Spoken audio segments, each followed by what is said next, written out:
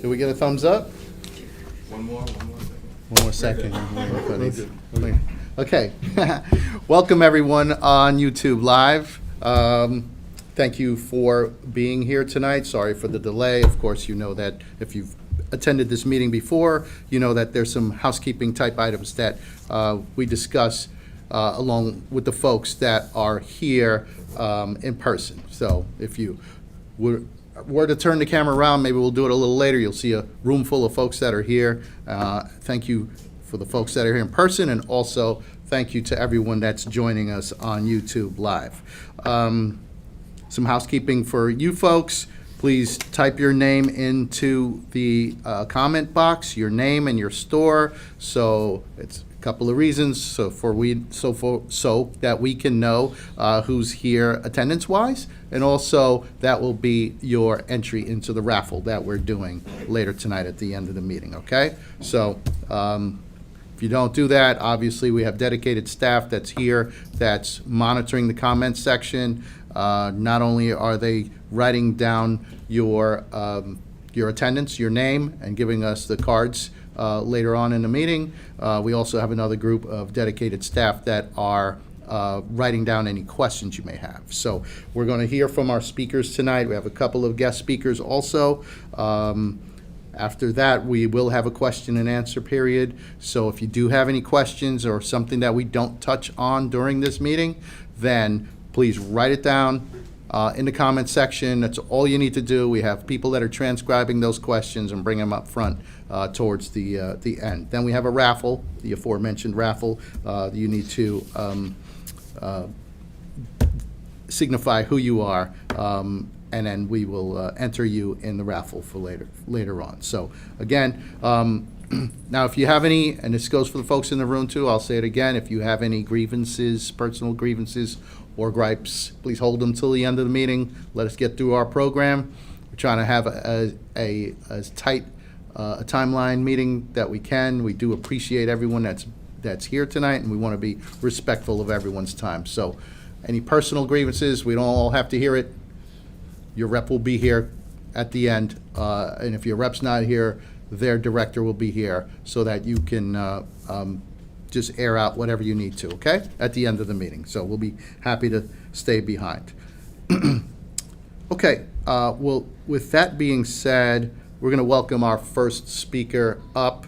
Our first speaker is from the United Way of Long Island. The United Way does a lot of an immeasurable number of things for the folks on Long Island. And whilst as Stephen's coming up, and Stephen, just come and plop right here so the world can see you. So I'll throw a couple of facts at you. Since 2010, 60,000 children have received back-to-school supplies from the United Way of Long Island. Since 1995, 30,000 families have received emergency heating assistance from the United Way of Long Island.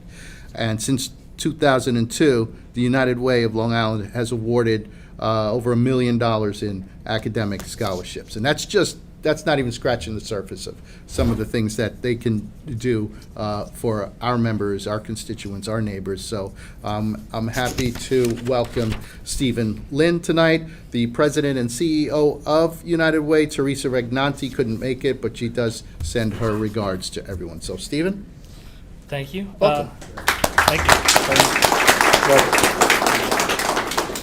Our neighbors. So I'm happy to.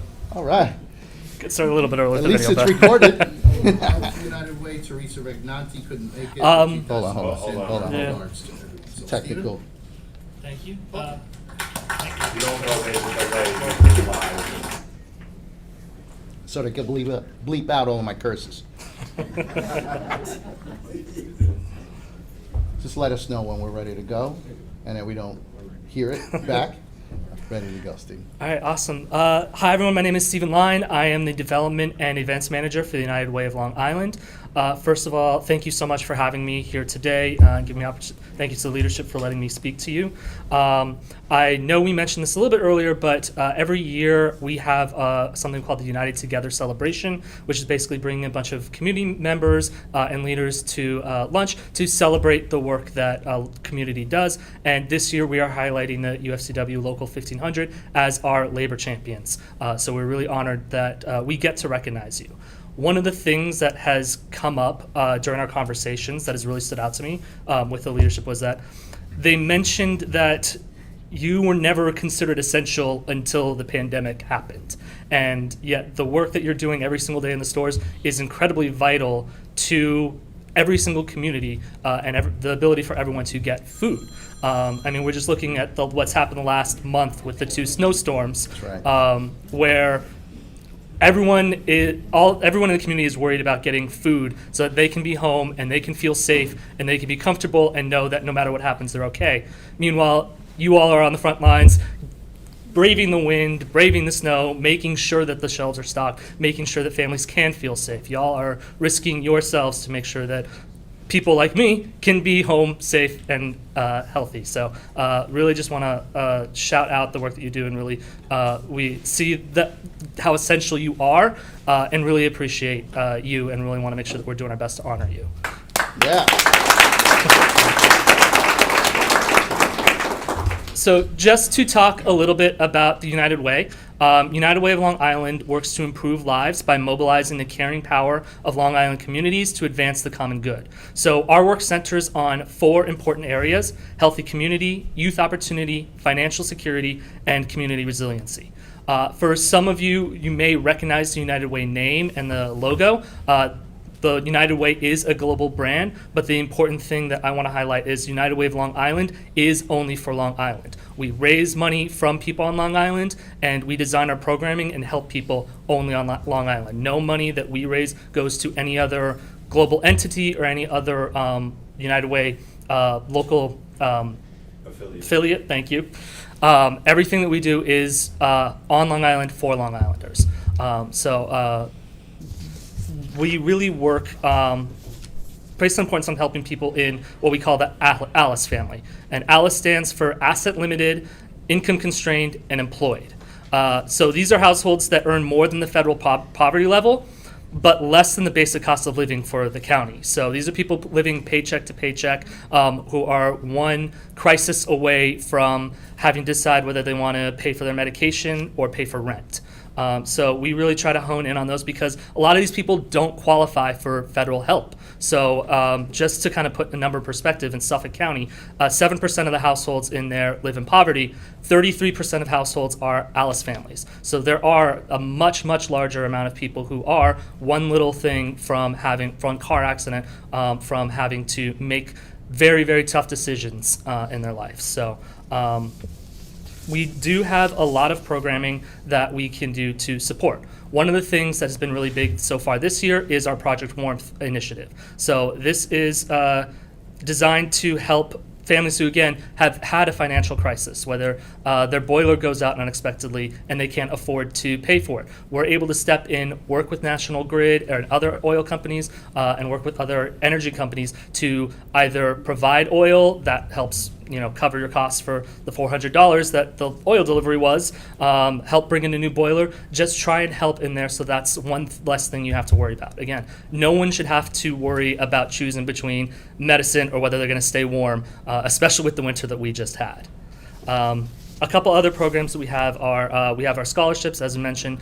We have about 30 to 40 scholarships a year, which have a little bit over $50,000 that we're able to give to scholarship recipients throughout the year.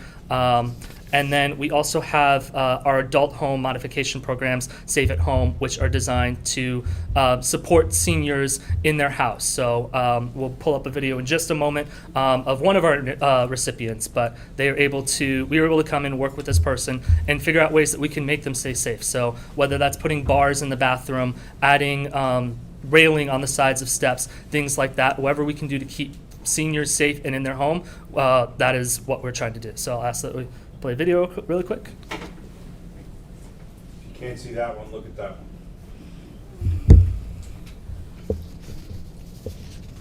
Oh, watch it fail. My name is Peter Anchundia. I've resided here for something like 50 years. When you get up in your years, there's things that you find out that you don't have the capacity to do anymore.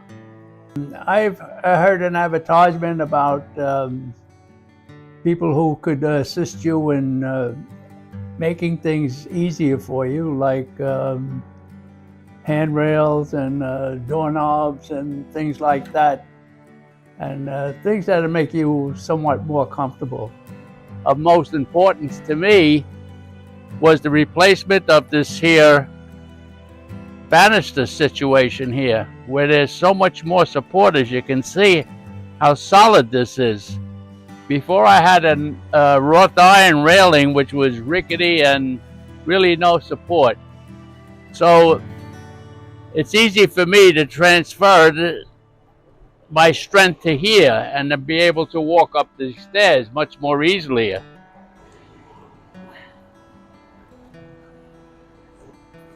See how easy that was? When you got the support like these here, and nothing moves.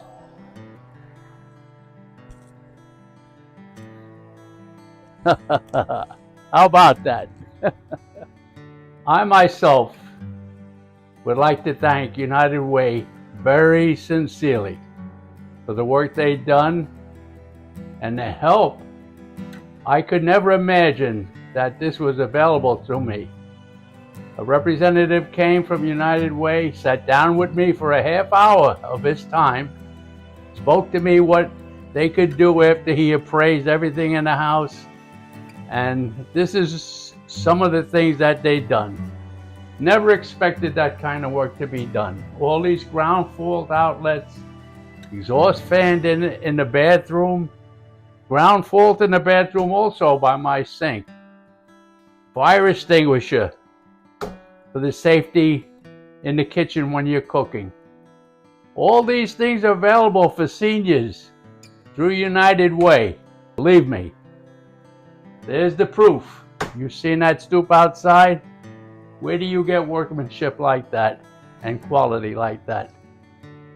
Excellent workmanship, and I thank these people from the bottom of my heart.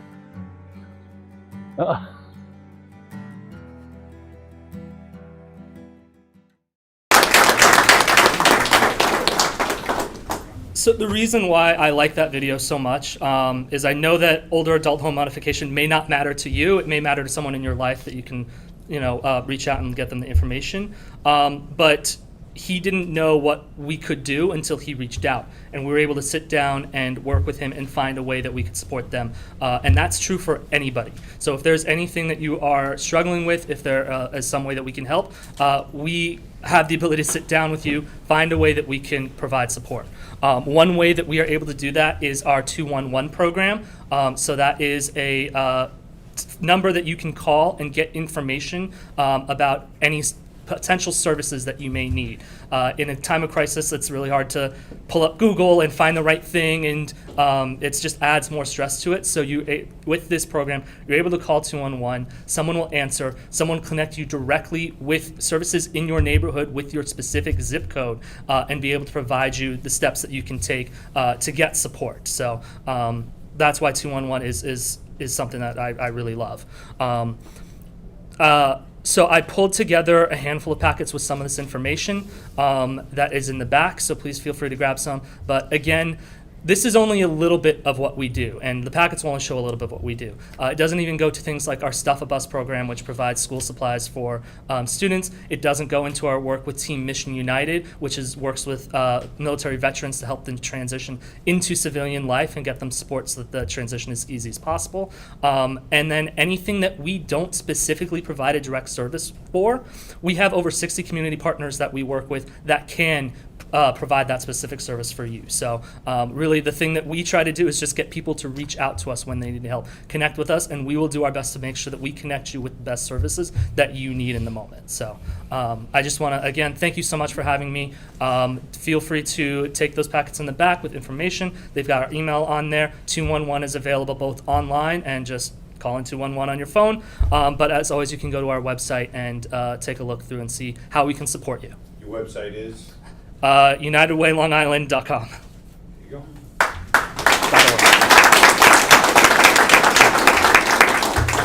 Okay? Thanks so much. Any questions for Stephen?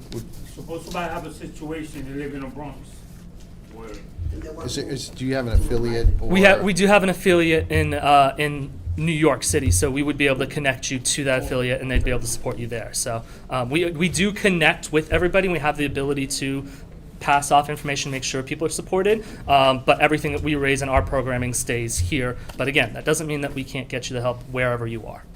thank you. All the things that the union does throughout the year to raise money, we made this year a $15,000 contribution to the United Way on behalf of the membership of Local 1500.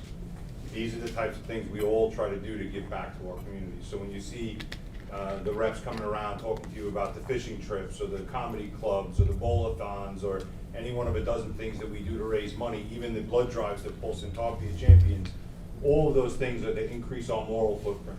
Those things are done to try to spread a little bit further than just to our membership out into the communities that you all serve on a daily basis.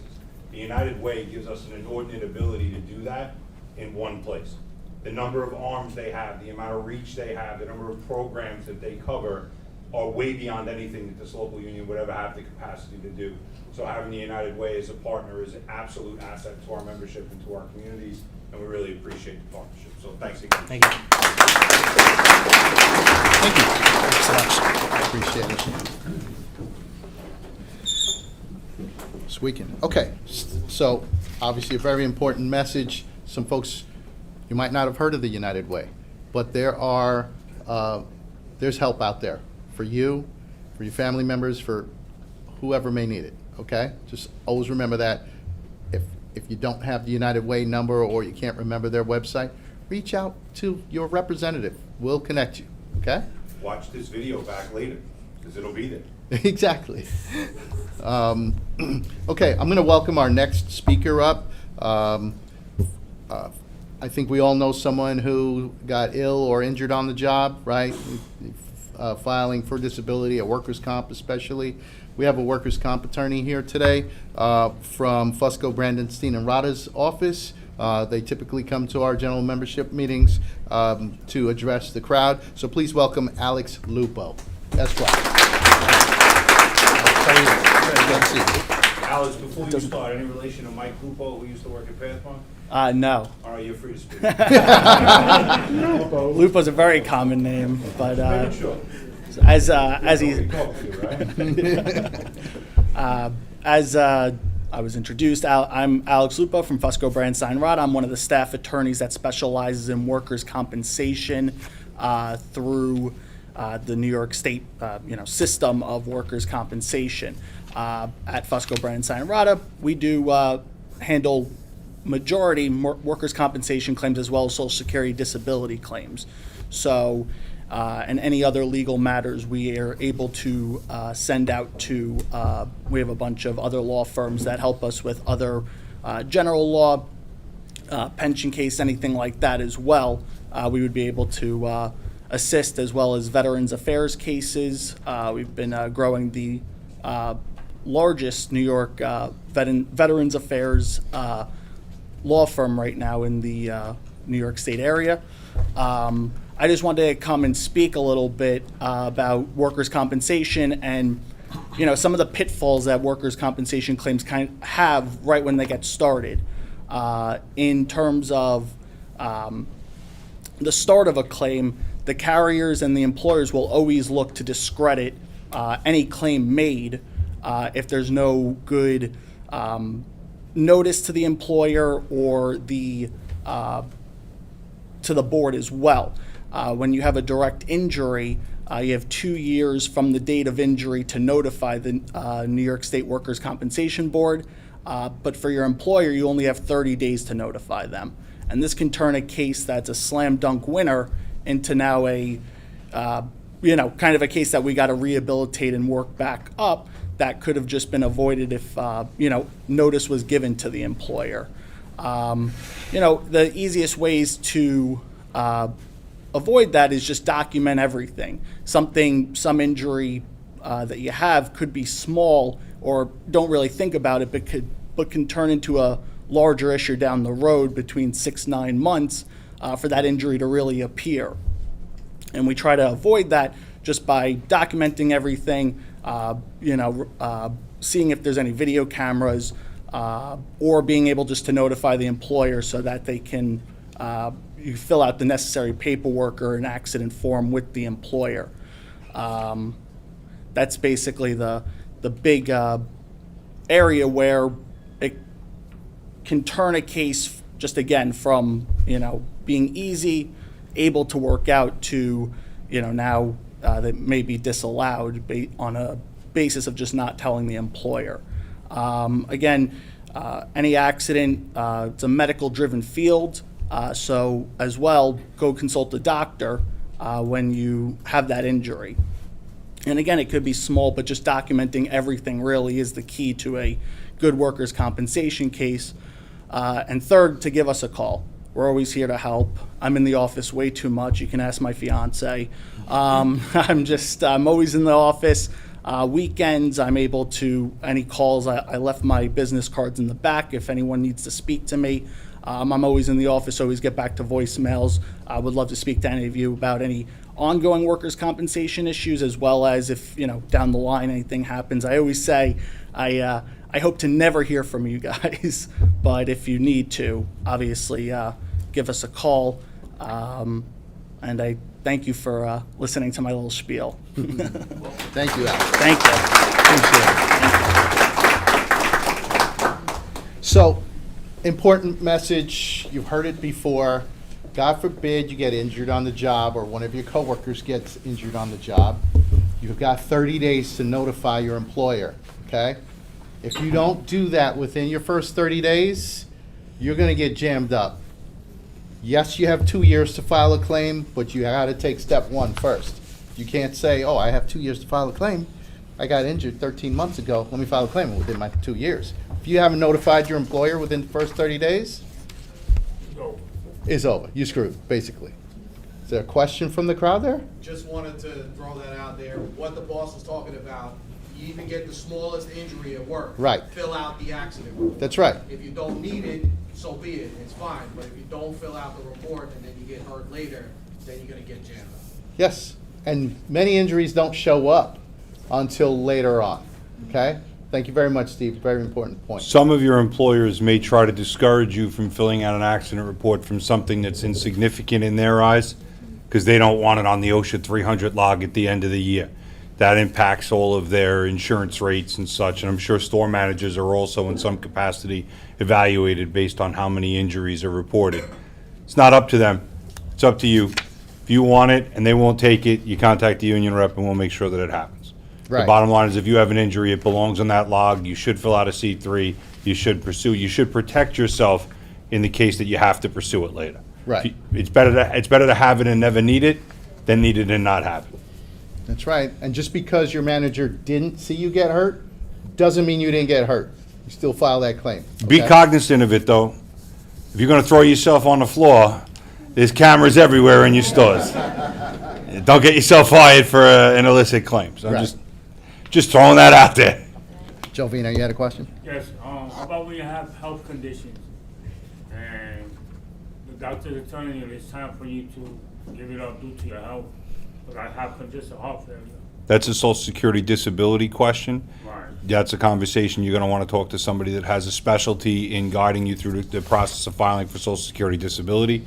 Believe it or not, our clerks in the pension department are incredibly astute as it relates to how long that process can take. They've seen all kinds of awards, they've seen appeals. It's not typically a very easy process to go through, but it's something that you need to start long before it becomes mandatory for you to have it. If you have a doctor that's willing to sign off and say that you shouldn't work anymore, you should start the process, even if you do have some capability left, because the day's gonna come, and if you start that process, the day that starts, you're already way behind the 8 ball. Right. Gotcha. Okay? Plus, we might be able to help them with Social Security disability too, that law firm. You guys do SSID? Yes. Okay. You can speak with the young man in the back, he'll give you his card. The one you were just speaking? He's Alex, right behind yeah. you. All right. He's coming up right there. Thank you very much. Appreciate it. Anytime. Yeah, of course. But Jovino, you can't go nowhere. Man. You got to tell your doctor that Joe Waddy said I gotta stay going to these I like meetings getting and paid such. every week, trust me. I'm just kidding. Okay, moving on to our next speaker will be Director of Operations and Vice President of the Union, Paul Santarpia. Good evening, everybody. Before Paul starts, can we just give Paul a round of applause? Look at this guy. Come on. Let's go. Yeah, he finally shaved. He doesn't look like Grizzly Adams. He He's finally getting healthy. shaved. Yeah, let's give him Thing a of round of beauty. applause. Thing of beauty. Go ahead, Paul. Good evening. It's great to see the They don't want you turnout to today. speak, that's why they're clapping. Yeah, that's fine. They keep on clapping. It's great to see the turnout that we have here today, and good evening to the people on YouTube Live. As usual, I have the privilege to talk about upcoming events that are taking place with the local. Next week is one of my favorite events for a variety of reasons. I picked up the torch from former President Tony Spillman, who used to be the chair for our blood drive. But none of this would happen without the leadership, backing, and without the support of the members. None of it. And I appreciate the support. It's next Tuesday, St. Patrick's Day. Don't drink first. Yes. Drink afterwards, because you Don't can't- say that either. When you're home and safe. When you're home and safe. Life's life. We do not subscribe to the opinions of any Paul Santarpia commentary this evening as it relates to blood drives or drinking. No, but if you haven't signed up and you're willing to donate, I would appreciate you signing up. There are flyers in the back. There are QR codes also in the back and on the sides on the wall that you can scan and sign up to available times. And those that are watching online could go to our socials, and there are QR codes on the flyers, on the notice, that you can also sign up or go to our website. I would appreciate any support you can give there, because one pint of blood saves 3 lives. 3 lives. And as Rob talked about, giving back to the community, there's no more than an individual can do than give someone their life.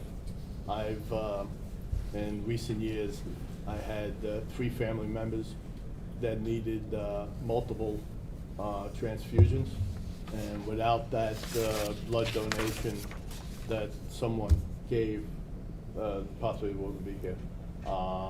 So it's personal to me.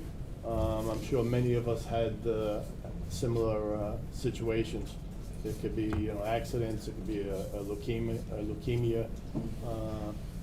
Someone illness. It's a variety of reasons why someone might need blood. So consider, if you can't for medical reasons or age or whatever, maybe you can bring someone else that is Willing to give. willing to give. That's right, Davino. So that is next Tuesday, March 17th.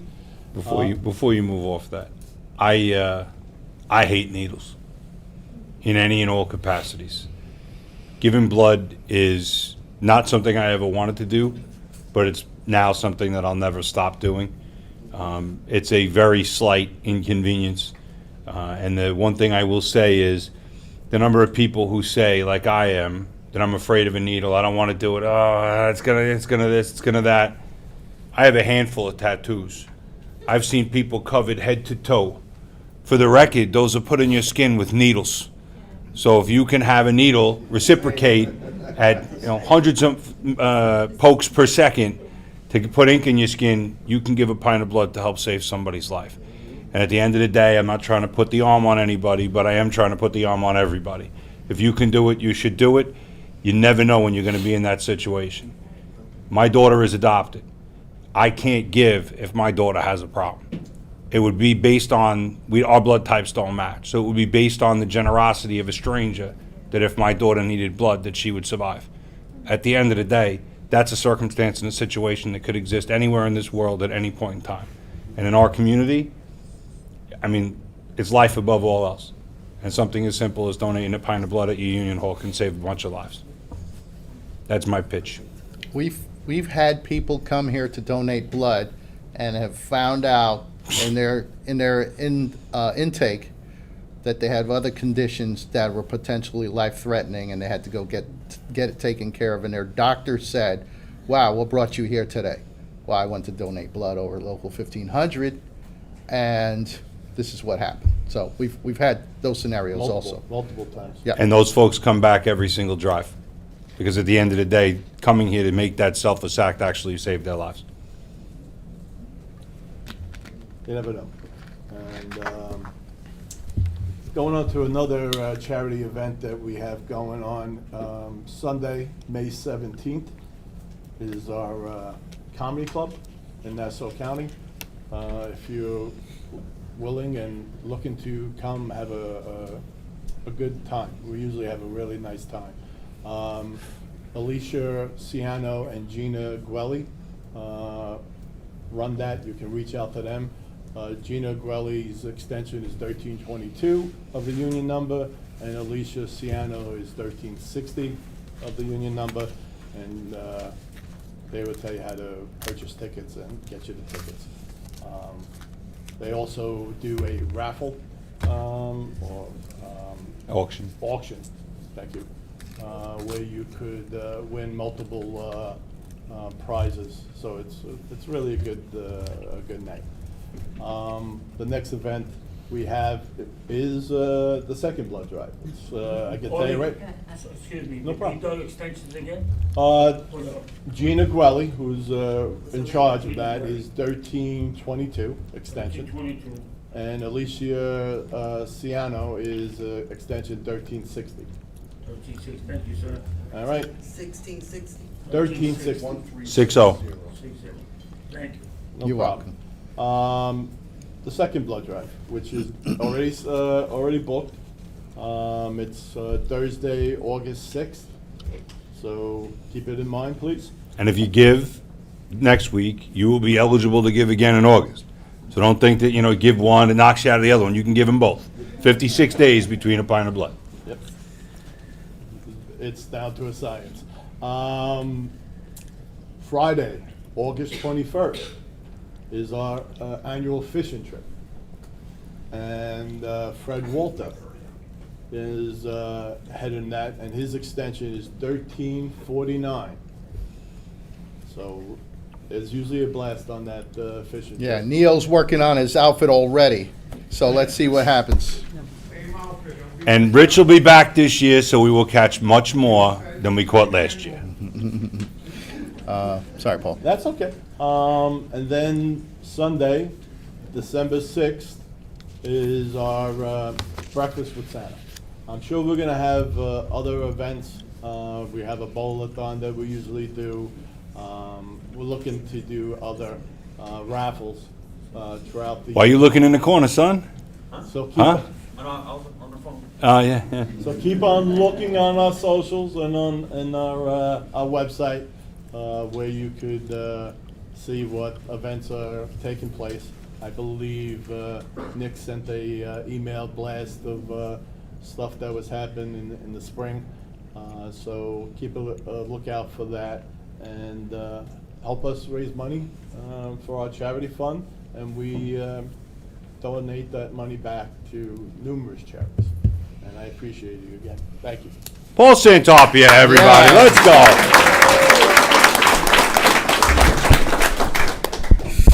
Thank you, Paul.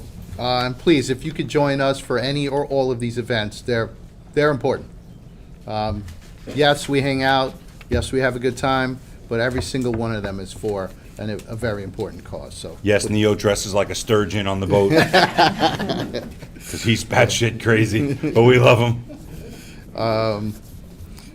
Moving on, I'm going to give my report. Okay, I'll start with a bargaining report, and went back in the calendar to see sort of what we've done since, so we were able to accomplish since our last general membership meeting in December, right? So since our last general membership meeting, we were able to settle and ratify the IGA Super Saver contract. That's an IGA out in Amagansett. We were able to settle and ratify Food Bazaar wall-to-wall. We were able to Wall to wall is the former Fairway stores or former Stop and Shop stores that were acquired. Right. Not to be confused with our other Food Bazaar contract of the acquired Pathmark stores in Cropsey and Brentwood back in 2015. Brentwood and Starrett. Brentwood and Starrett, I'm sorry, not Cropsey. Cropsey's so, yes, we were able to settle and ratify those contracts. And coming out of bankruptcy, it's always a difficult negotiation to have. You're negotiating with a company that rescued or purchased a company that was in bankruptcy, so it's tricky negotiations, but we're always trying to better folks' contracts as we go. Scaturo, for any Scaturo folks that might be here tonight, we were able to settle and ratify that. Thank you to Paul for working on that contract. The Gourmet Glot stores in Long Island, we have 3 Gourmet Glot stores on Long Island that we were able to negotiate and settle and ratify as well. Moving forward, we have bargaining set for Joe Coffee. You're going to hear a little bit more about Joe Coffee a little later. But our first negotiation session is scheduled for this Monday coming up. We also have negotiations scheduled for Gourmet Garage. Also the GGCK, which is the Gourmet Garage Central Kitchen, which was formerly the PDC in the Bronx, but Village ShopRite owns Gourmet Garage and they own the GGCK. So we're going to be negotiating those contracts simultaneously. Those are scheduled for next week, Thursday and Friday.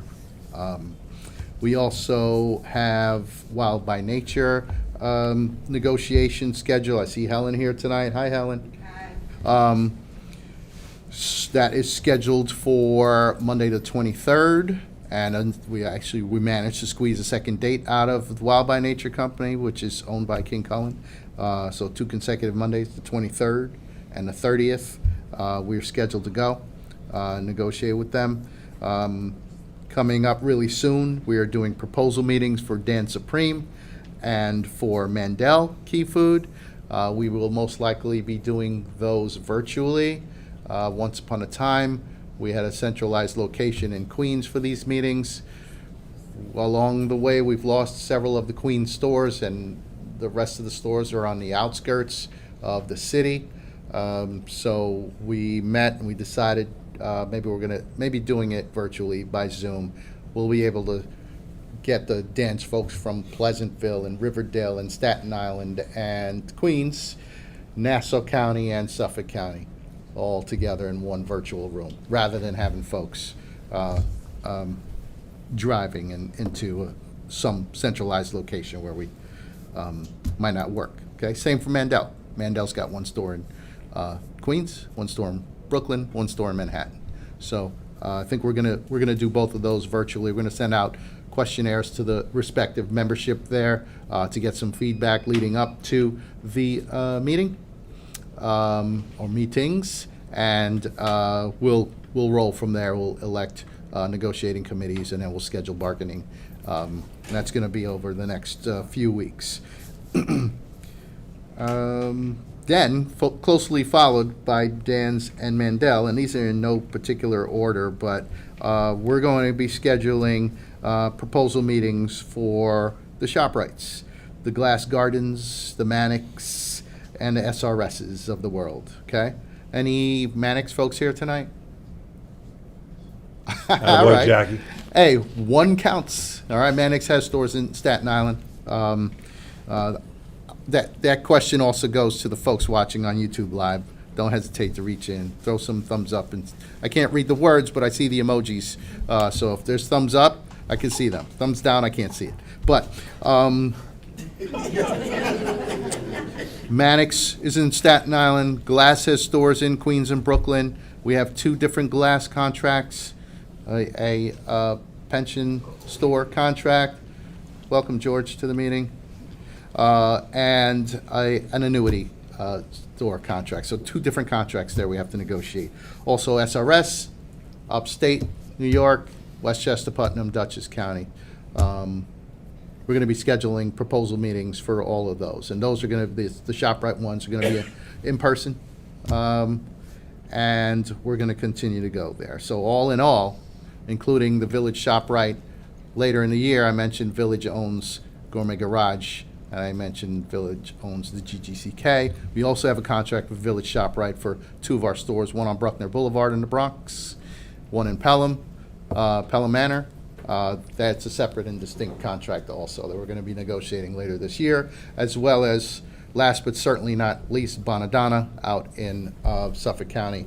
We're going to be negotiating those contracts. Those 2 latter contracts that I mentioned, they expire in December, right? But the Glass, Mannix, SRSs, we're talking about early summer there, so we're going to get on it really soon. We met with Rob Franson, who is the new representative from Wakefern, who will most likely be attending bargaining. I think that's an important fact because Pat Durning, who was very familiar with this union and vice versa over the years, was always, for those of you who've sat on ShopRite negotiations in the recent past, will remember Pat Durning. He's the guy with the white hair. He's retiring, so or he has retired. I don't remember. I don't know what his name is. Retiring, and his successor is Rob Franson, so he'll be hopefully attending negotiations for on behalf of Wakefern as the company representative. That's just a snippet of some of the bargaining that's going on. I didn't even mention that we're working on something with Blank Street for a store that we were able to win an organizing election at. We still have Partners Coffee going on. We still have Roasting Plant Coffee going on. So there's a lot, even in between the cracks. There's bargaining. So we're going to continue to go. And in June, hopefully, I'll have You just pulled that one out of your crack. in June, hopefully, I'll have a report where we're down the road with several of these contracts. But it's going to be a busy 3 months between now and then. I just want to report briefly that we have filed a couple of arbitrations and have settled a couple of grievances that are out there. Now, you work in the stores, so you see our reps out there all the time, and you know that they have grievance meetings and day-to-day, like, it's probably a day that, it's not a day that goes by that one of our reps doesn't have a grievance meeting scheduled, right?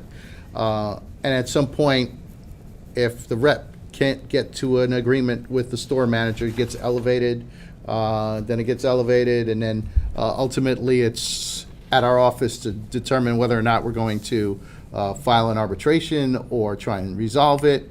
So earlier today, we filed an arbitration with a company that is, we feel, misreading or not believing in one of the clauses of our contract regarding classified full-timers. The contract, as far as we're concerned, clearly reads that these classified full-time employees get these premiums. This company has put part-timers in these positions getting premiums. So, we've been going back and forth with the rep, and we finally met with our attorney recently, and we're headed for an arbitration there. There's another arbitration scheduled with one of our larger companies where they want to terminate someone. We don't feel that it's clean. So we're fighting for them, and we'll continue to update folks as that goes. There's always grievances, there's always potential arbitrations out there. We felt that maybe you should hear some of this without getting into specifics. You know, God forbid any of you had a particular case that was touchy. I don't want to come out here and start talking about your situation, your case, so I'm trying to leave it as vague as possible. One thing I will dive into a little bit is a grievance we filed with Stop and Shop regarding former Edwards employees, where they were entitled to $1 per hour for any shifts that they worked after 9 a.m. So, oh, you scheduled me my one late night, fine, I'll work it, but they're supposed to get $1 per hour, $1 per shift, excuse me, $1 per shift. It's a big difference. A big difference. The company we feel, was misinterpreting the contract. We felt one way, they felt another way. We reached a settlement there, and the company has sent settlement checks to our office, which our reps will be delivering to folks, hand delivering to folks, but somewhere to the tune of about $15,000 to folks that were not being scheduled properly. And in addition to that, the company's agreed to schedule them or pay them properly going forward. So happy to report that that was resolved. So folks that are here that might be on the list, if you were former Edwards employees currently working for Stop and Shop, without a break in service, you may be on the list. And also folks that are watching, you may be on the list also. So if you see one of the reps come and hand you an envelope with a check in it, that's because we fought the company on your behalf to get it right. No matter what they say, you don't give them a cut. Yeah. It's not a Super Bowl box. You don't got to tip them. So if anyone has any questions on that, I'll be here at the end. Again, another public service announcement to the folks watching on YouTube Live. If you have any questions, type them into the box, and our folks will get us those questions, and we're going to read them out loud and answer them out Thank loud. God those are thumbs ups and not Those are middle ups, fingers. right? Yeah, they are ups. All right, I'll take those too. One of them But- looks like a finger. Well, the thumb is technically. Anyway, moving on, that's my report. Again, if anyone has any questions, thank If we don't clap, he's going to start talking about another contract. Clap, clap, clap. you. Clap me off the stage, please. Next time when I start talking, just start clapping. I'm like, okay, I'm done. I'm gonna move it, I'm gonna pass it on to our Secretary Treasurer, Ali Wadi, for her report. Ooh, yeah, Ali.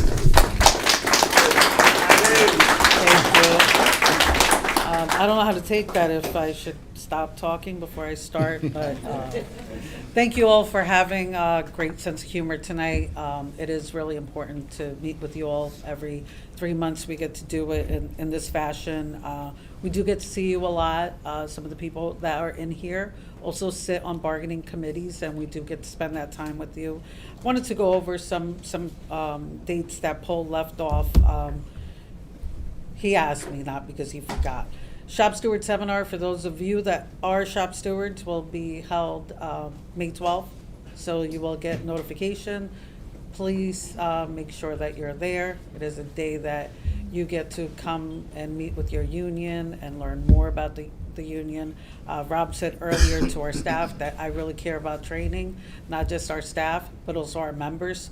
Please come, participate, and don't waste that day. From our point of view, if you're a steward and you don't want to be there, or you can't be there, or there's something that is that much more important, then we probably should have a conversation. You know, all due respect to everyone, we need the participation of folks. If we don't get it, you're not really in the union. Scholarships. We give out a lot of scholarships every year. It's nearing $80,000 at this point. We have extended our deadline, which is April 17th currently. For selection, I'm sorry. That's when Deadline's 3:30. 3:30. The selection will be on April 17th. If we need your help, and you know someone that's going to school that may want to participate in this, may get a scholarship, help them out. You know, talk to your coworkers, have that conversation.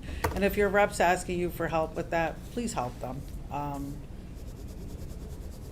don't want to preach to the choir, and I do want to get to a point where I don't know how many of you have heard, and I think our membership is very proud. I think we have really proud membership that says things like, I'm a good employee, I never had to call the union. I don't know if you've ever heard that before, but we hear it a lot. Someone will say that, right? And I'll say that I think I was a good employee. I was a member for 18 months. Rob was my rep. She was terrible. Well, you know, he actually intervened on the situation where he kept the company from doing something that would favor me and hurt someone else. And we both agreed. We thought that it was the right thing when I was a member. I can tell you that when I was a member, I called Rob, not because my hours were being cut, but because someone else's hours were being cut. And there's a lot, all of the stuff that Jill was talking about and a lot of the things that your reps talk to you about, a lot of times that stuff is, you're the eyes and ears of the union. You are the conduit of information. And I know that you're here tonight, but there are so many others that don't really get to communicate with us. When I go to an organizing meeting, I always find it really remarkable that I'll sit in a room with people that I don't know. I've never met before. And they've had to call the union, even though they're not in one. They picked up the phone and they reached out and they said, I need your help. I'd like you to help me.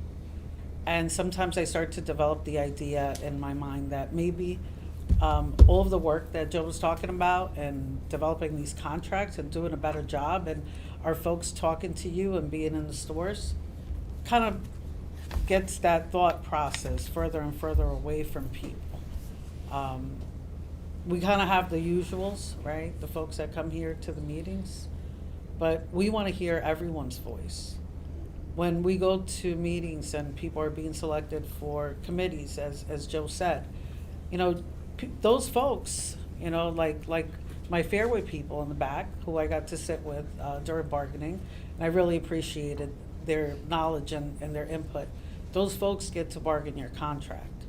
And whether you sit in this room or you sit in that room, there are so many voices that are being amplified by one person. And I do want to ask you all to encourage people that if there is something that they would like to see or an idea that they would like to convey to the union, these are not the only formats or the times to do it. There are times when they can call the union, maybe not because they need them, but because they want to find out more about the United Way in the Bronx or in Brooklyn or somewhere else, because someone that maybe doesn't even have a union or a family member or a person that they work with is going through a difficult time.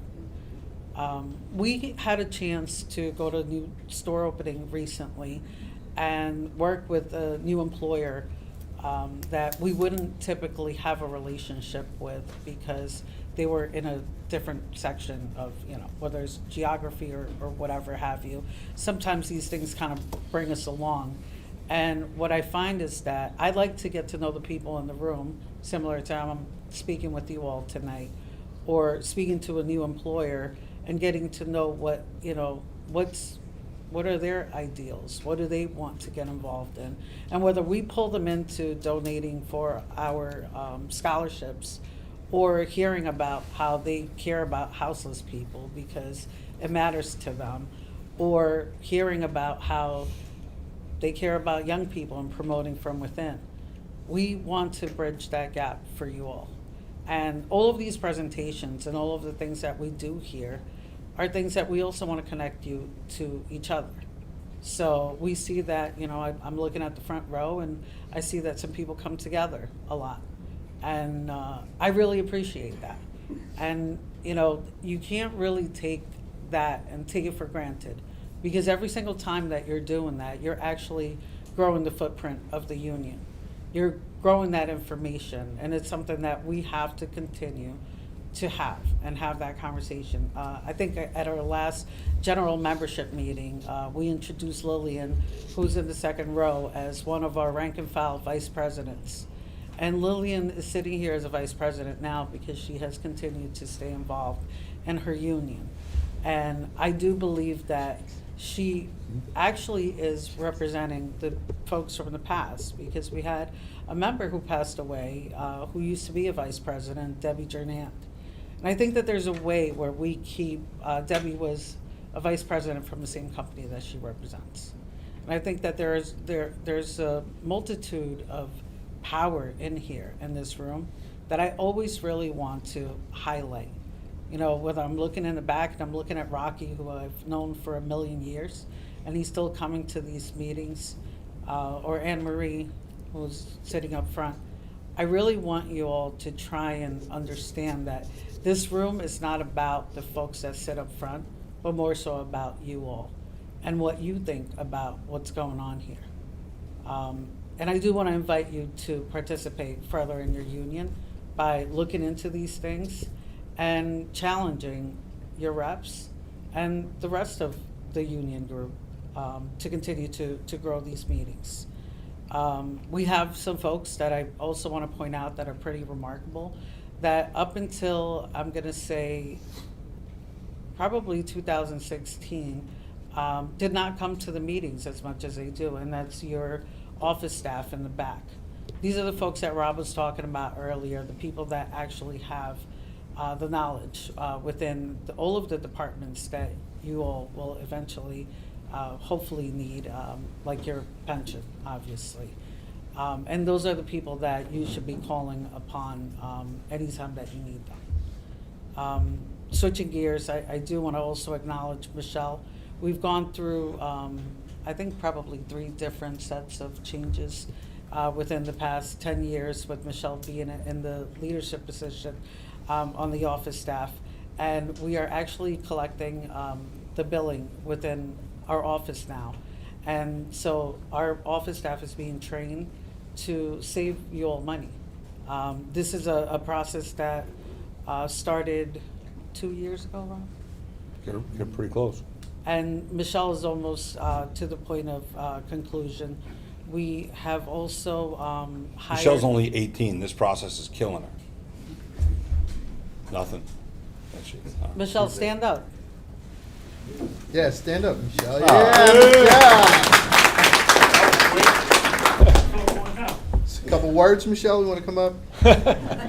I guarantee she's got 2 words for you right now. That's a couple. And so I also want to highlight that Michelle's a former Pathmark employee and a member. Prior to being laid off, unfortunately, from AMP, you know, Michelle was a member of the union, and that's how she ended up here. And I just really wanted to loop that back around for you guys to understand that this union is being run by not just your leadership, but also by the people that used to work in the stores. Thank you. Yeah.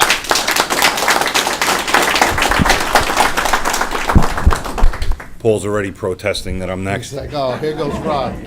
All right, so ran a little long with the presenters, so it's about 25 after 8. I'm going to try to micro machines my report so that we don't keep anybody out later than they need to be. But there's a handful of topics that I really do feel an obligation to go through tonight. On a positive, anybody who's been paying attention, you're watching me scribble things out. That's because things went this way, things went that way, things went this way. So I have a few less topics than I expected to talk about. First and foremost, Anthem Blue Cross Blue Shield, who provides our full-time, our special part-time, and our ACA benefits, had a breach through one of their third-party participants. Conduent is the name of the company. We put out 2 social media posts the other day. That's an unrelated thing. That's about Mount Sinai. But Anthem finally, at our board meeting, told us yesterday that they had a breach. And they have no idea what level of breach this third-party provider had, but they were notified about the breach in January of 2025. 2025. That was 14 months ago. They got data, raw data, from whoever did the research, what was exposed on the breach, in August of 2025. They have not yet finished processing the raw data. So as I sit here right now, I don't know how many of our members' personal health information, names, addresses, potentially social security numbers, or ID numbers for your medical plans were exposed. I have no concept. Conduent is, like many large providers these days, it's a third party that may mail out EOBs to you. It may do your cards. It may have any one of 100 things that it handles for Anthem. But because it has a flow of information from a live medical file from your provider, they have information like your social, your personal health information. The fact that they had a breach 14 months ago and did not release that information yet to us is a catastrophic failure and absolutely unacceptable. We are working on what we're going to do next. I can assure you we will effectively be a pimple on a cow as far as what the overall exposure is. Anthem is one of the largest healthcare providers across our country. There will be millions of people's information that was potentially exposed. When there's a breach, it's not just a matter of the breach, right? Your information being available is defined as a breach. Your information being captured and used is identity theft, right? There is enormous differences between those two things. I think we're all trained to be overly sensitive to the word breach because of the media. But at the end of the day, I mean, I would venture to say every single one of us in this room has had their information in some capacity breached at some point in time. If you have a cell phone, if you do any type of business on a computer, you have a credit card, a bank account, anything that's done electronically, it's pretty good medical benefits, or Social Security, a pension, there's a pretty good chance that your information has been breached. That doesn't necessarily mean you have anything to worry about, especially if a pool of, for argument's sake, 100 million people's information was breached. Now you're one of 100 million. So they're not going to steal 100 million identities in our lifetime. It's just not a possibility. But again, we don't want to undercut or downplay the information. We really don't know what the severity is. On a positive, last year the local made a decision to provide everybody a service called ID resolution. And if those of you were here, we had Nick Williams come in. He's one of the representatives from ID Resolution. He made a presentation to you all. If you don't remember, Nick is the guy that came in with a giant bandage on his face, and we had seen him 2 days before, and he was absolutely fine. He said nothing to us, and then he comes in, and he looked like Rocky Balboa, just beat the shit out of him, but he'd had a procedure. We also, that same night, had a presentation from Damiano from Amalgamated Bank, who went deeper into the woodshed with identity theft and things you can do to reduce it. But the union covers every one of our members, and everyone in your home through ID resolution. It's a fantastic program. And the reason I bring it up is, even when you don't know you've had a problem, you should be doing what you can to check and see what your exposure is. The service is there for you. It costs you nothing but time to pick up a phone, reach out, send an email, and see what, if anything, you have out there is exposed. I had an issue last year. I still, to this point, do not know how that issue happened, but I run pretty clean, and I'm pretty aware of what's going on around me. Before I knew it, I had charges on a credit card, things you're not aware of. We all have credit cards in our phones, right? So we can bloop, if you're on a subway or you want to purchase something, you want to just double tap that button, make your purchase. That's a digital version of your card. What nobody really understands is if that card is stolen and you contact the vendor immediately cancels the card. Now, that's great for the piece of plastic that may be in your pocket. But then they reissue you a new number almost immediately. And what happens?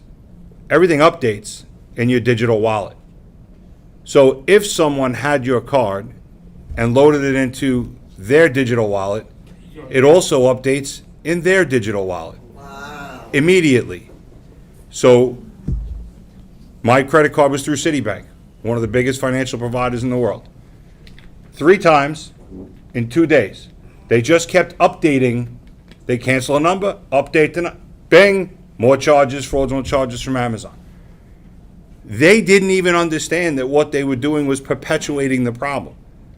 I got a hold of ID Resolution because, quite frankly, I didn't know what else to do. ID Resolution helped me get through the process. And I'm not selling the service. We provide it to you. If you don't need it, great. I pray no one ever needs it. No different than the conversation that our friend from Fusco, Brandon Steinerrada had earlier. The best option for us is never to have a member need it. The reality is we have a lot of members that need it and probably don't realize it yet. So The only upside to the conversation about the breach is, for over a year, we've already provided you an option and access to a service that can help you if there is a problem. That being said, Anthem will also carry liability and responsibility for that. But in the interim, you have, I mean, let's face it, they've had the raw data for 7.5 months and we still don't know shit. So at the end of the day, between then and now, I ain't waiting for them to figure it out. If you think you could potentially have a problem, something doesn't look right, something doesn't smell right, hang on, Alan. You want to reach out to ID Resolution and take care of it. Yes, I have a question. I could tell, that's why you put your hand up.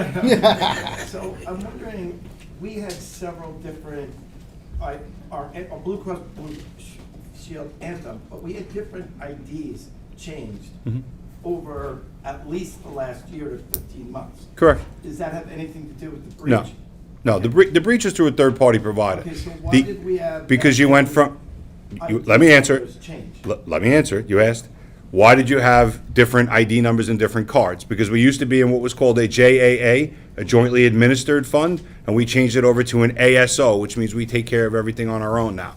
We rent the network, everything gets paid through Anthem Blue Cross. That's why you don't have to call associated administrators anymore. And the first time they issued it, there was a temporary situation. They never should have issued the first set of cards. They should have waited until, and then they issued the second set of cards. One thing has absolutely nothing to do with the other. Okay. This third-party vendor had their information, their systems got hacked, but the reason you had everything change is because we changed how your benefits are paid.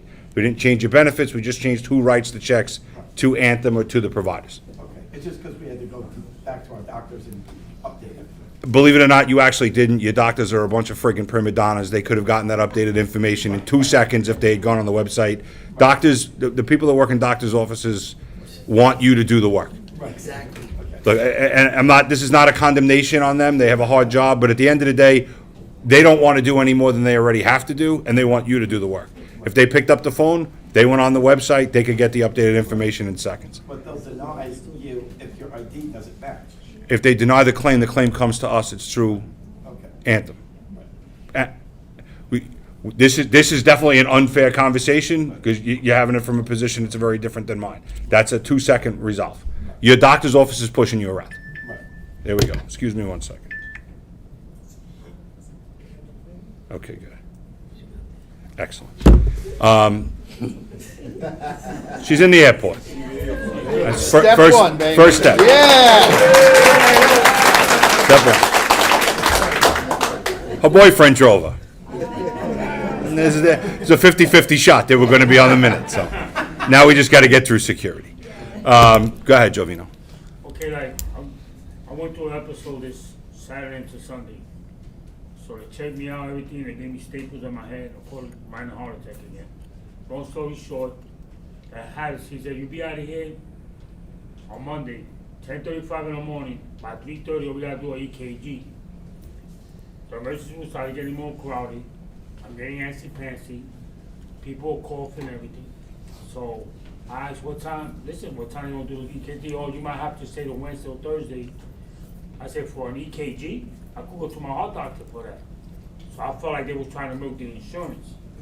It's a possibility. You understand? Why you want to keep me there another 2.5 days for an EKG? Jovino, all I can tell you is if they did that, that would be an issue that Anthem and the powers that be behind the scenes would deal with. I refused it.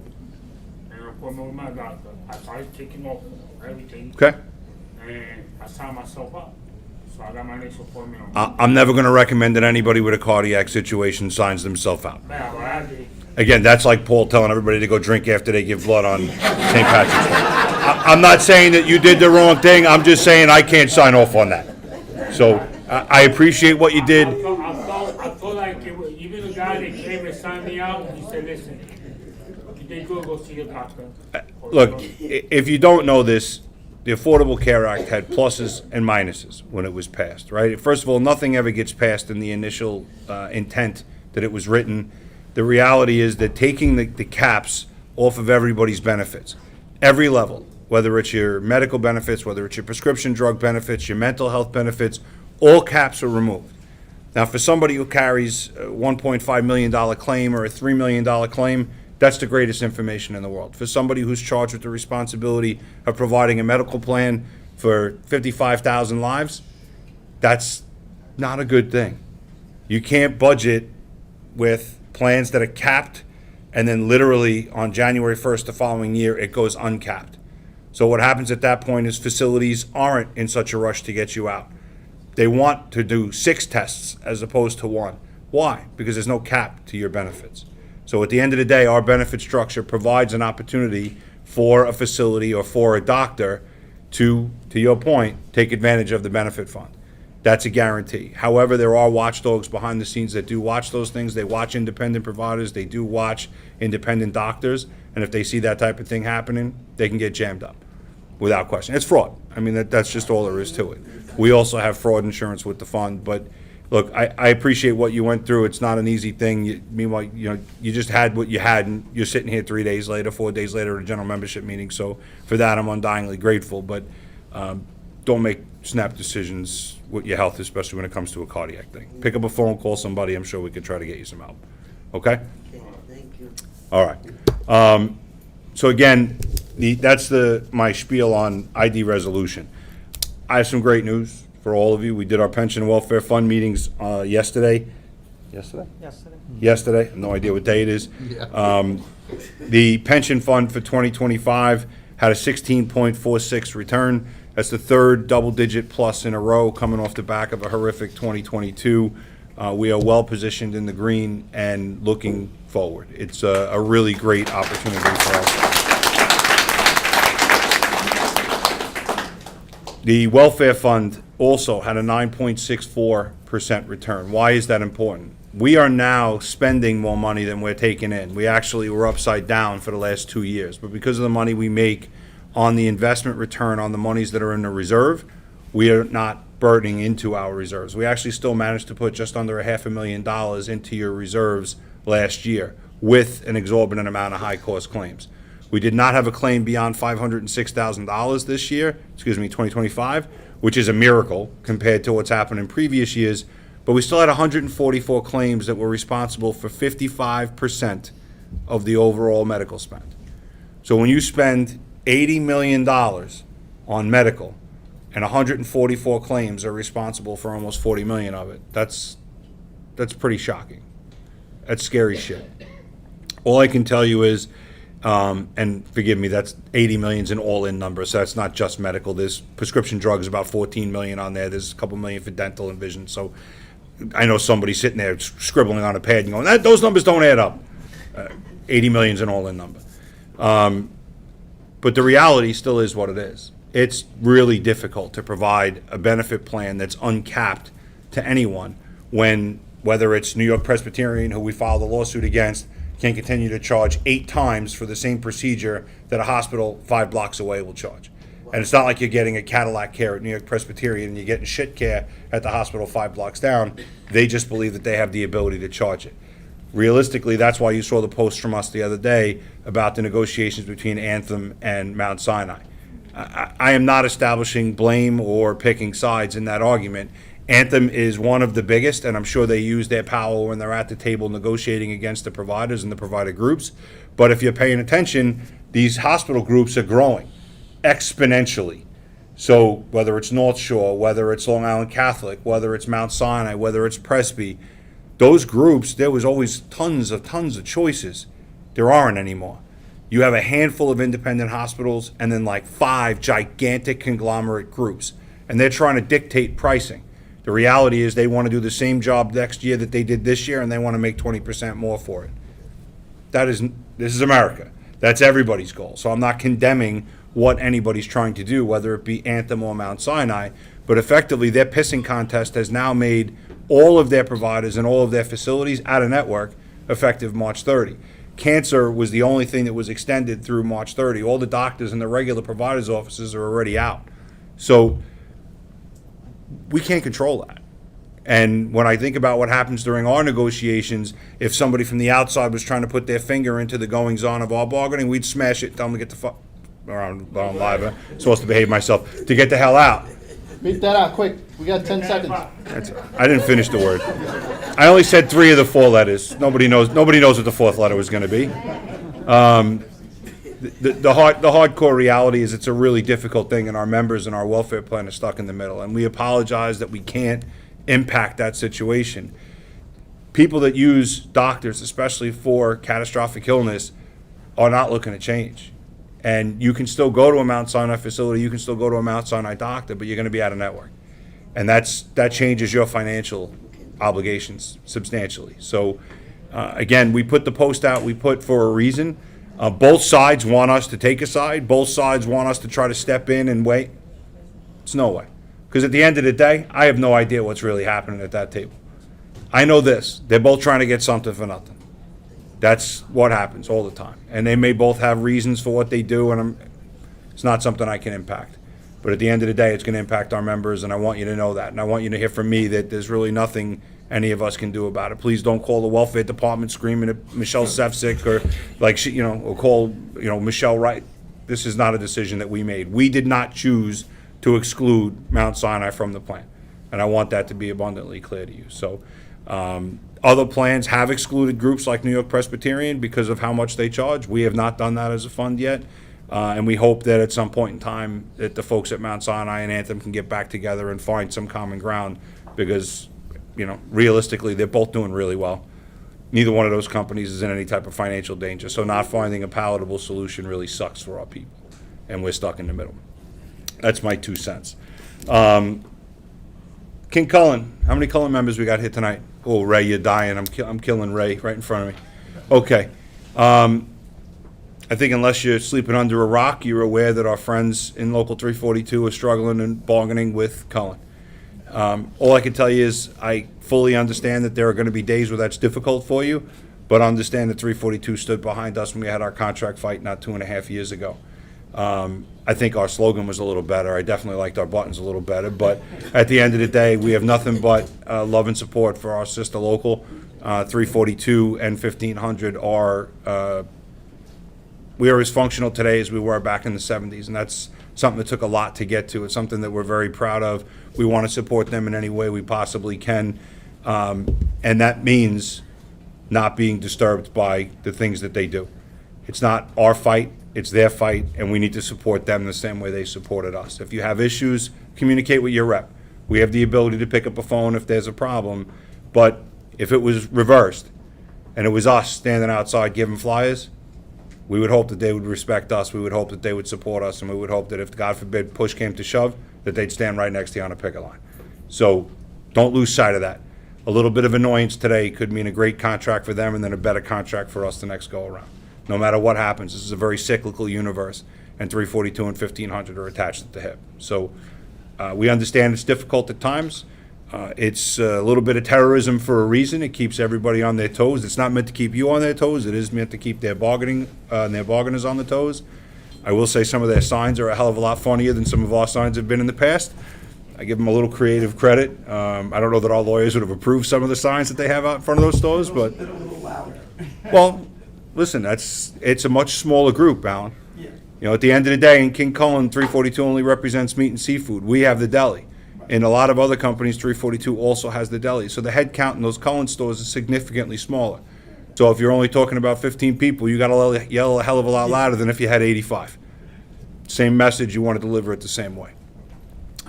So please make sure you take care of them any chance you get. I'm going to close with 2 things. We have a potential BJ's coming in Soundview in the Bronx, in the old Kmart on White Plains Road and Bruckner Boulevard. That's something we've been fighting behind the scenes. Originally, it was supposed to be a different company. It was going to be a Target. They pulled out after doing some initial research. They now apparently sold those plans, as was to BJ's. From our perspective, that is an absolute attack on good union jobs in that area. There is a ShopRite directly across the parking lot in the old Pickwick Key Food location. We have over 125 members in that store. 342 probably has another 40 or 45 members in that store. We cannot allow a BJ's to go in there, lower the industry standards, and absolutely destroy the opportunity for those members to make ends meet. So we're going to do everything we can to fight that. The company is meeting with Bronx Borough President Vanessa Gibson tomorrow, and we will probably be meeting with her in the next couple of weeks. It's something that we may need the membership, especially the membership of New York City, to stand up and get ready for, because the jobs you save could very well be your own. And, not your problem today could be your problem tomorrow. So no problem is too far away. No company is so far removed from you that you shouldn't care about what goes on there. Jovino used to work across the street with Ephraim when that was, what the hell is that thing now? The Western Beef was Pathmark Bruckner Boulevard. And, across the street was a Key Food. Now, so it's a Western Beef, which is non-union, and they're trying to put a non-union BJ's right next to a union ShopRite. It's a tale of two times in the same exact neighborhood. And the last thing I'm going to say is this. There was some shit in the city, it's no secret, I'm not a huge fan of the mayor. A lot of what he's trying to do is probably pretty solid and pretty sound. But when he's talking about city-run supermarkets, to me, that is an epically short-sighted decision, and it's one that we've been trying since he was a candidate to discuss with him and trying to outline the parameters for a public-private partnership where a responsible owner, like one of ours, could potentially partner with the city, get a reduced rent, potentially get no rent, have a few other city-controlled fees reduced so that they can provide the same exact thing that he's trying to have the city do, so that the city doesn't have to learn another business. We still can't get Mamdani to pay enough of attention. Now he's out property shopping. He's got an enormous budget hole, but he's out property shopping for supermarkets that are going to be run by the city of New York. So if we get another snowstorm, he made a joke about throwing snowballs at him. Well, all I can say to you is this. If you happen to see the mayor and there's snow on the ground, pelt him. And then tell him you're with Local 1500. And tell him putting a city-run supermarket in your neighborhood is fucking stupid. Because at the end of the day, if he's not going to talk to us, he's going to make himself an enemy to the state. Our members are the lifeblood of this union. And we're not going to allow anybody, whether they're mayor or the president, to do anything that impacts their lives. All we're asking for is a conversation. All we're asking for is an opportunity to discuss the very thing that our members have been doing since 1937. Yeah.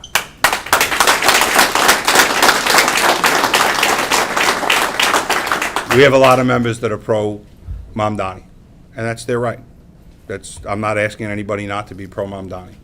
If you're pro-Mamdani, if you have access to Mamdani, if you know people in his administration, tell him the time is overdue to have a meeting with our union. And not just Local 1500, the UFCW, period. Because this is an international issue. This is not just an issue for Local 1500. I didn't mean to end on a fiery note. Usually I try to take it down nice and easy, but I appreciate everybody's time and attention. Not bad, less than 25 minutes. But honestly, there's just too many things going on in the world right now for us not to spend the time and the attention to take on any and all challenges. It's where we are and it's what we have to do. Now, that should be Fred. That's Fred right there. It's Fred. Sorry, I didn't realize you were in already. Yeah. We got a couple. All right. First one, I believe, is really for Fusco Brands team. All right. Thank you, Fred. Sandor will give you a contact number to Fusco. Fred, you have a copy of that other than that? I already took care of it. Good. Juan already took care of it, Sandor. Oh, yeah, this is not the normal writing. You want me to read them? No. I'm just gonna try. I think this says Yalitza Rivera, SRS 235. Are there more events near Westchester and Putnam? The first event that usually happens up there is the Dutchess County Bowl-a-thon, but when I asked Ralphie that, he looked at the corner. So, Still on the phone, Ralph? Yalitza, I would tell you to call Rafael Molione, and he'll be happy to assist you. Maybe Desmond wants to pick it up. He did it before. Ermelinda Bascom, SRS 275. When bargaining begins, can we request to make scanning, bookkeeping, CGO department managers? Yes, that's what the proposal meeting is for. So, Ermelinda, I'm sure we'll see you at the proposal meeting, and yes, we will take those proposals. Daniel O'Brien, Dan's Key Food number 4. When is the next raise for Dan's Key Food? Who has 4? Is that Gina? Gina. Gina Guelle will contact you tomorrow, because I don't know the next raise off the top of my head. Linda Milton, David will. David Bridgelaw will contact you tomorrow. I just lied to you, Daniel. Linda Milton, King Cullen 26. Hello, Linda, long time. What do we do if 342 goes on strike? You wait to hear from your union representative. Understand, we have a no strike clause in our contract, which means we are bound to go to work every day. This union cannot tell you not to go to work. However, if you feel unsafe because you see a picket line, you are not bound to cross a line if you feel unsafe. This union cannot and will not instruct its members to violate the collective bargaining agreement. That would make us party to a lawsuit that would impact your strike fund and your treasury. However, nobody is asked to put themselves in an unsafe environment, and if there are issues, you should get a hold of your shop stewards. If you're not a shop steward, if you are a shop steward, you should be getting a hold of your rep. I would also imagine we might have a heads up that they're gonna go, and we may be able to get some information out on the line as fast as we can. But the short answer to that question is we're gonna support the hell out of them in any way that we can. Okay? Any questions on the floor? Those are all the questions we had come in on social media, which is great because it means we're doing a better job. Once, twice, all right, then I'm gonna leave you in the capable hands of the Waddies for gift cards. These are $50 a piece now. Oh, just like that. Go ahead. Your name's not Keith, right? Okay, that's an inside joke, forgive me. Is Keith still here or did he leave? All right, he's gone. I'm sorry, bro. Keep it down, please. Keep it down, please. Let's give the guy the respect. I'm sorry, brother. Go ahead. First of all, what's your name? My name is Josiah. Josiah? Josiah. Yeah, I was asking, what's the update on the foodway contract? I can tell you your extension expires in June. I've already been in touch with the principals of that company. They want to sit down and negotiate a contract. So we should. I have one more question. Go ahead. What if they want to sit down with you guys and they want to try a next delaying tactic? What would we do from there? If they tried to delay, we would end up at the NLRB. You know, in any circumstance or situation where there's no legitimate reason to not bargain, it's a longer answer than that. There are certain rules that they could take advantage of. There are certain things that they can do beyond a reasonable doubt. But if it gets to a point where they're refusing to bargain in good faith, that's a charge at the NLRB. Again, the NLRB is not like the court system. It's very long, it's very dramatic, it's a different set of proof. But I don't have any reason to believe that they're going to look to delay this thing longer than they already have. Their issues seem to have been personal and have, for the most part, been resolved. Thank you. Okay, thank you for coming, brother. I appreciate it. Anything else? All right, then I go back to saying what I was just about to say. These are now $50 gift cards, so I don't want anybody thinking, oh, yeah. Gotta win them first. We've been giving out two 25s. I don't want anybody to think that we whacked it in half. So these are $50, same value, just one card, not two. Yes, Jovino? Oh, if you do, we would have thrown it out anyway. Can somebody get Jovino a card, please? Those are the in-persons? Okay. Yeah, we got it. Did nobody give Jovino an attendance card? I was the first one here. I went out to eat, came back and sat down. All right, they got you. You got a pen for him? Hey,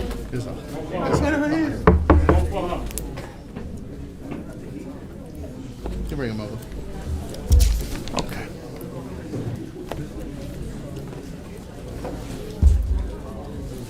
Here's a monster amount of. Yeah, Facebook Lives. All right, you want to move over? Correct the president. All right? Oh, YouTube Live, my bad. Keep my job 101. I'll get there eventually, guys. I will, I promise. We did way more years on Facebook. It's not my problem. All right, here we go. How do you want to do it, Rob? You want to do, Let's let. here you go. Throw me in there. what's in this box right here? Pick the first one. We'll go from there. Throw Jovino's on the bottom. Mix it around. In-persons? In person. First 5, in person only. Is 2. There's 2. Because I ain't dropping. Go, Vito Rivera. Peter J. Hoffman. Peter. Yeah. Where's Paul? Uh-oh. Where's Jay talking? I asked him to do something. I could get you in there. I don't want you to get Nissim Neo Montalvo. Come on up.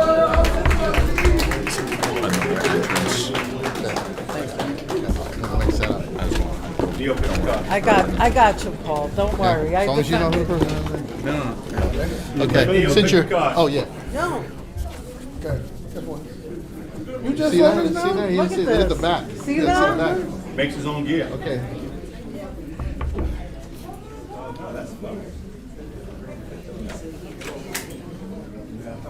Is that Rich Herder?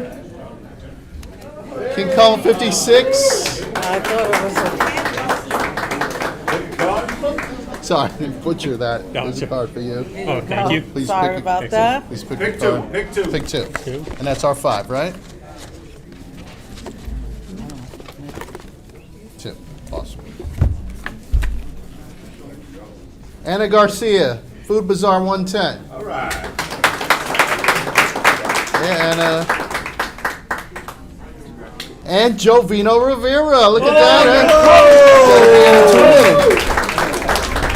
All right, now now Thank you. Come on. don't go too far, Jovino. I won't. Now I'm gonna mix them all together. Nice amount of folks on YouTube Live. Thank you for attending. I'm gonna mix these up. He went bye-bye. Now I can't. And now I feel bad. Man, come back up. Who's? I want you to go pick a couple. Yeah, come on. All right. No looky, pick Pick two. 2. Don't look. Yeah, that's crazy. That's 2. There's 2, yeah. 2. Okay. I know what In you person. can. Oh wow, both of these are in person. You look like a big Jew. Ian Yeoman, Stop and Shop 546. Come on. Nice. Port Wash. Miguel Claudio, still here? Yes, come on, Miguel. Come on up. We can clap for Let's clap for Miguel. Pick a card. We pick a still card. gotta give it to them. Both of you pick a card. Go back and pick a card. Pick one. Don't look. Don't look. Pick one, please. Don't look. There you go. Got eyes closed. Oh, yeah, Miguel yeah, is yeah. 50. YouTube Live, Eileen Hummel. Eileen, yeah. Hey, yeah. Robert Penta, Stop and Shop 543. Yeah, come on down. Look at that. We ain't never seen a person run down. Congratulations. Hold on. The price is right. How many? Pick two. Wait, come Oh, whoa, whoa, whoa. Robert, come on, come on. Close your eyes. Pick 2 of these. You're the next kid, Tessa. Dig in there. Dig in there. That's 1. It's 2. That's 2. Oh, we're getting some in-person folks. On YouTube Live, Glenda Ibanez. Mandel 890. And in person, Hyman Lawrence. Stop and Shop 501. 501. 501. Where's he at? Okay. Did you leave?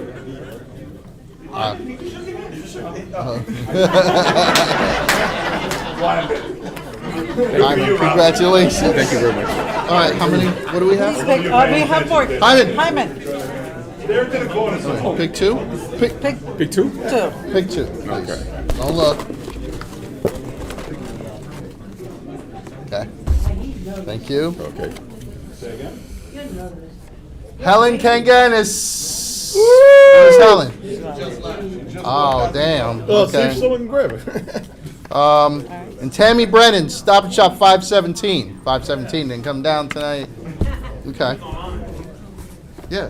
All right, so we Yeah, got that's how many right. left? I know that. You said her name I was thought on the you back were of the like card. 0 for 7. Just 2 left? How many left? 2? 2 or do we pass on? What do you mean? Pick another one? Just in She's not person here. left.